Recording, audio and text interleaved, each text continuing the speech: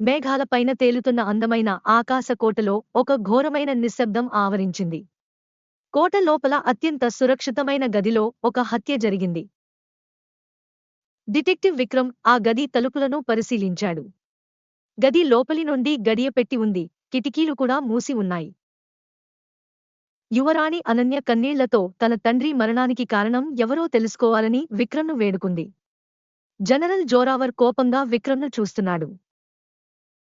విక్రమ్ గదిలో ఒక చిన్న నీలిరంగు ఈకను మరియు నేలపై చిందిన వింతైన ద్రవాన్ని గమనించాడు.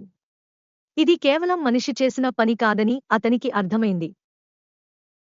అకస్మాత్తుగా జనరల్ జోరావర్ విక్రమ్పై దాడి చేయడానికి ప్రయత్నించాడు, కానీ విక్రమ్ చాకచక్యంగా తప్పించుకున్నాడు.